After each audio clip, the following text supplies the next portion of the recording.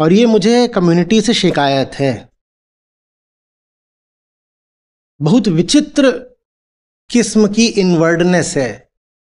बाहर निकलने से पता नहीं कैसा संकोच है। कोई अभी ट्विटर पे मुझे टैग करके ट्वीट करे जा रहा है,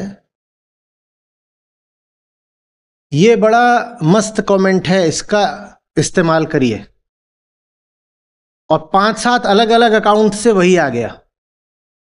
कुछ लिखा हुआ है और उसके ऊपर लिख दिया है किसी ने कि इसका इस्तेमाल करिए। 5-7 लोग पूरा ही उसको कॉपी करके उसमें ये भी कॉपी कर लिया है कि ये बड़ा मस्त कमेंट है, इसका इस्तेमाल करिए।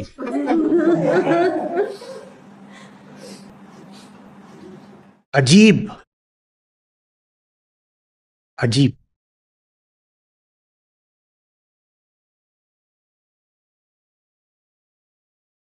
और मुझे और टैग कर रहे हो।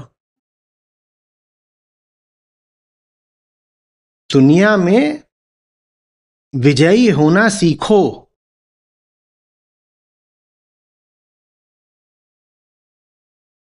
मुझे यहां पर हरंतों और भगोड़ों की फौज नहीं बनानी है। न मैं भागा हूं, न मैं हारा हूं, न मुझे भागते हुए और हारते हुए लोग अच्छे लगते हैं।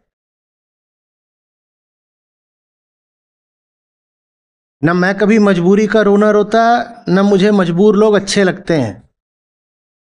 आप लोग मेरे पास आते हो, बोल देते हो कि हमारे पास पैसा नहीं है, ये नहीं है, हम तो 500 रुपया भी नहीं दे सकते, अरे 1000 रुपये, ये इस तरह की बातें करते हो। मेरे सामने ऐसी बात करोगे, मैं 1 मिनट में कह दूंगा इनको निशुल्क ले लो।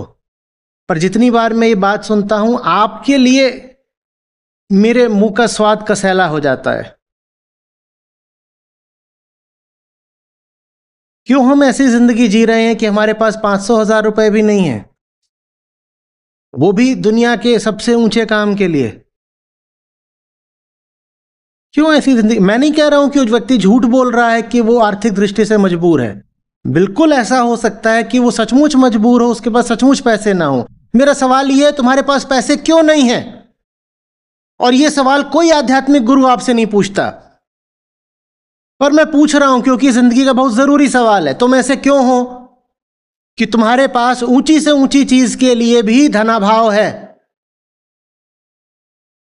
क्यों नहीं कमाना जानते?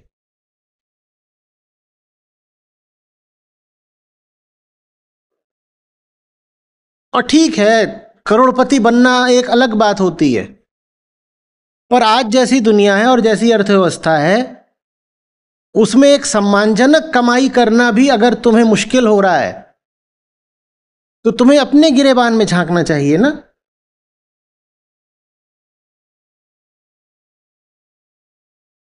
मैं अपने हाथों से प्रतिदिन, हमारे यहाँ पर एक इनबॉक्स है, उसमें मेल आती हैं रोज, कभी 2, कभी 5, कभी और ज्यादा। यहाँ ये राघव बैठा हुआ है, मैं इसको खुद ही भेज देता हूँ कि राघव अप्रूव, राघव कर दो।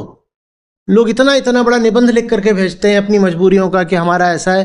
मैं पूरा पढ़ता भी नहीं। मैं कहता हूँ कि अगर ये वाकई लिख रहे हैं इतना, तो तुम इनको सब निशुल्क दे दो, दो निशुल्क, दो निशुल्क। लेकिन मैं जितना पढ़ता हूँ उतना कोई मेरे मन में पुलक थोड़ी ही उठती है। कोई लाख रुपए महीने की बात होती और आप अपनी असमर्थता बताते, तो समझ में आती बात। एक बहुत छोटी सी राशि भी आपके पास नहीं है जीवन का उच्चतम ज्ञान पाने के लिए, तो फिर आपको पूछना पड़ेगा कि आप जगत को लेकर के इतने असमर्थ क्यों हो? दुनिया से लड़ने का जज्बा क्यों नहीं है आप में? कमाना भी एक युद्ध होता है।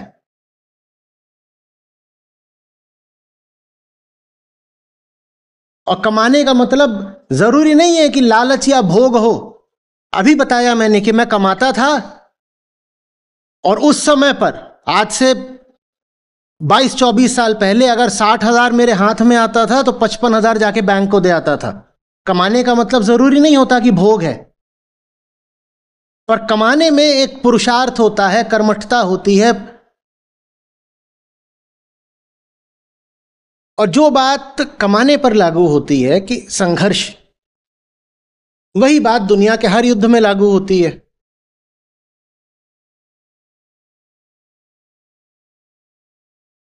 तो दिनकर जी का बड़ा अच्छा है कि भाव कुछ ऐसा है कि तप और रण, ये दोनों सूरमाओं के ही काम होते हैं। और जो तामसिक व्यक्ति होता है, क्लीव, वो न तप कर सकता है और न रण कर सकता है। कुछ ऐसे ही शुरू होता है कि तप और रण होते ये दोनों सूरमाओं के ही काम। और आगे की कुछ पंक्ति है, भी याद नहीं आ रही। खेल सारा बेटा पैसे का है। एक मजेदार बात बताऊं, पैसा कहां तक जाता है। बड़े जो अखबार भी हैं जिन्होंने मान लो मुझे लेकर के कोई अपमानजनक बात छाप दी है, वो खुद अपनी ओर से फोन करके कह रहे हैं कि थोड़ा इतना पैसा दे दीजिए तो ये डिलीट कर देंगे और ये लिंक हटा देंगे। सब पैसे के लिए ही किया जाता है।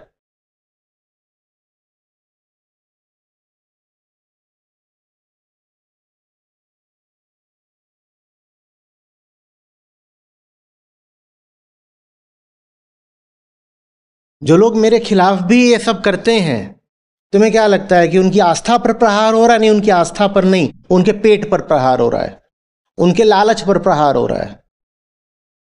ये वही लोग हैं जो अंधविश्वास की दुकान चलाते हैं, उन्हीं दुकानों से अपनी पत्नियों के लिए गहने लेके आते हैं। ये मुझ पे प्रहार न करे तो इनके बच्चों की फीस नहीं जाएगी और बीवी को साड़ी नहीं आएगी, इनकी ये हालत है। दुनिया को समझना सीखो। आस्था युद्ध नहीं है, अर्थ युद्ध है।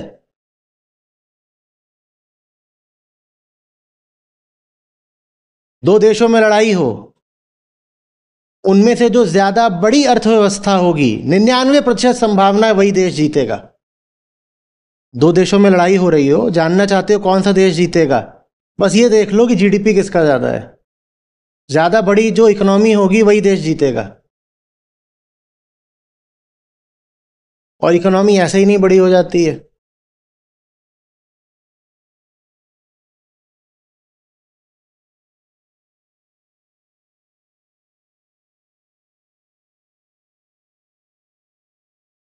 गलत मत समझ लेना। मैं दुनिया के रंग में रंग जाने को नहीं कह रहा हूं। मैं दुनिया की दौड़ में फंस जाने को नहीं कह रहा हूं। मैं दुनिया की चक्की में पिसने को नहीं कह रहा हूं। लेकिन मैं कह रहा हूं कि अगर तुम्हारा बंधन ही आर्थिक है तो उसकी काट भी तो आर्थिक ही रखनी पड़ेगी ना। और आर्थिक काट दो तरह से रखी जाती है, एक तो जो फालतू के खर्चे हों वो बंद कर दो, और दूसरा ये कि आमदनी बढ़ा लो। एक तो यही बहुत अच्छा है सामने, युद्ध नहीं जिनके जीवन में वे भी बहुत अभागे होंगे, या तो प्रण को तोड़ा होगा या फिर रण से भागे होंगे।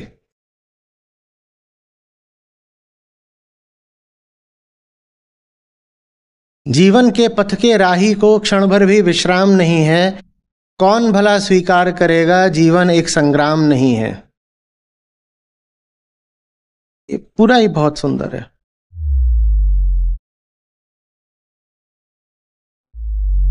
दीपक का कुछ अर्थ नहीं है जब तक तम से नहीं लड़ेगा, दिनकर नहीं प्रभा बांटेगा जब तक स्वयं नहीं धधकेगा। देखो, थोड़ा सुनने में बुरा लगेगा, दिल टूटेगा, पर जरूरी है इसलिए बोले देता हूं। आप बार बार आकर के ऐसे करोगे ना, आचार्य जी हमें आपसे बहुत प्यार है, बड़ा बड़ा दिल बनाओगे लाल लाल, बहुत अच्छा है। व्यक्तिगत तौर पर पे मैं आपका हो गया, बोलो मुझसे क्या चाहते हो ले लो। लेकिन फिर मुझसे लोगे ही, मुझे कुछ दे नहीं पाओगे। और मैं बिना किसी शर्त के देने को तैयार हूं, ले लो। तुम सचमुच कह रहे हो कि तुम्हें इतना प्रेम हो गया है तो फिर हम भी उपस्थित हैं, जो चाहिए ले लो। पर ये कौन सा प्रेम है जो देख नहीं रहा कि मैं योद्धा हूं, मैं मैदान पर हूं, मैं संग्राम में हूं। तुम बार बार आके मुझे आई लव यू बोलोगे, मैं उससे क्या करूं? तुम सोचो ना, कोई युद्ध पर संग्राम कर रहा है और पीछे से कभी इधर से कोई आके कह रही है आई लव यू, कोई कह रही है कैन आई किस यू, उसके खून निकल रहा है, उसके हाथ में तलवार है, पसीना है, धूल है, और कोई आके पीछे से प्रणय निवेदन कर रहा है। ये कोई तुक है? हाँ, हम सम्मान पूरा करते हैं आपके प्रेम का।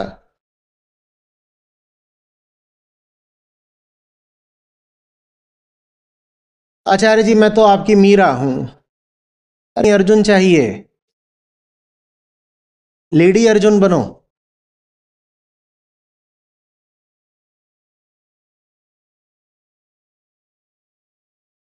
वहां पे हंसने गाने के कि मैं तो आपके लिए आपको एक गीत सुना रहा हूं या मैं आपके लिए नाच रही हूं। मेरे पास वक्त है गीत सुनने का? मैं तो एक ही नृत्य जानता हूं अभी, ले पटक दे पटक, जो अखाड़े में होता है नाच, वही चल रहा है। वो आप लोगों ने अभी 4-5 दिन में देखा, मैं तो रोज देखता हूं ना। मेरे लिए तो हर दिन वैसा है जैसा अभी आपने 4-5 दिन में देखा है। और वैसे में कोई आकर के बोले बार बार आई लव यू, तो इरिटेशन और होता है।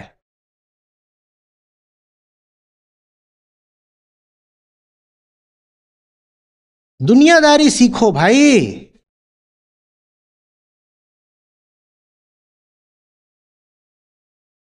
और मुझसे अगर प्रेम है या कोई नाता है, इज्जत है, तो मेरी अभी स्थिति क्या है वो समझो।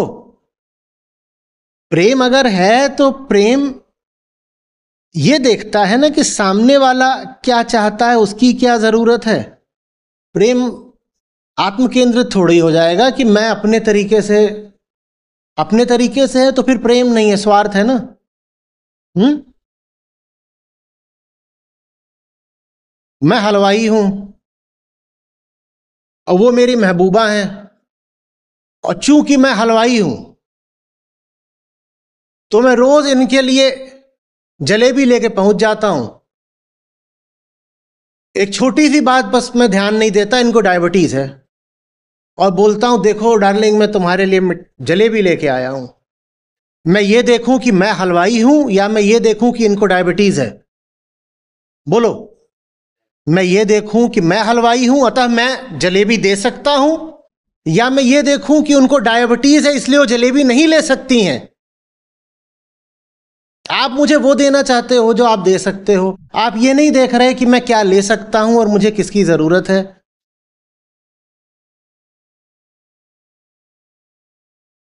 वो इतना बड़ा वाला लाल लाल धड़कता हुआ दिल टूटने दो उसको। मुझे कुछ और चाहिए। दुनियादारी सीखो, दुनिया में जीतना सीखो। आपको ही जिताने के लिए मैंने ये सारा खेल रचा है। मेरी आंखों के सामने ही हारोगे और रोज हारोगे तो मुझे कैसा लगेगा?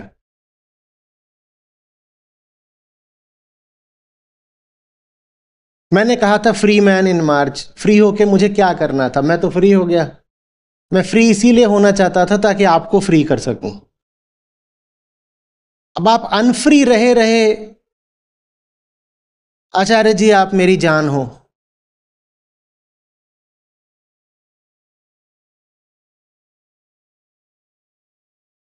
कुछ नहीं है उसमें।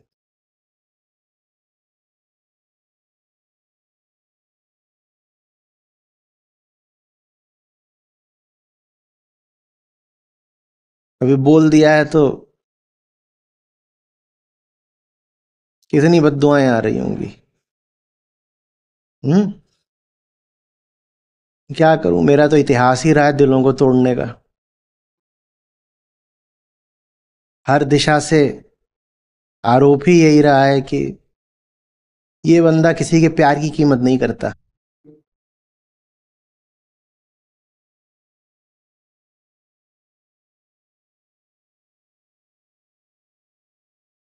मुझे मत बताओ कि मैं अच्छा हूं इसलिए तुम मुझसे प्यार करते हो।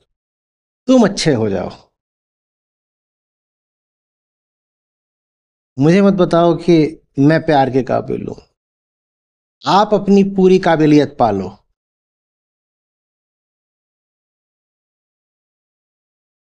हम्म।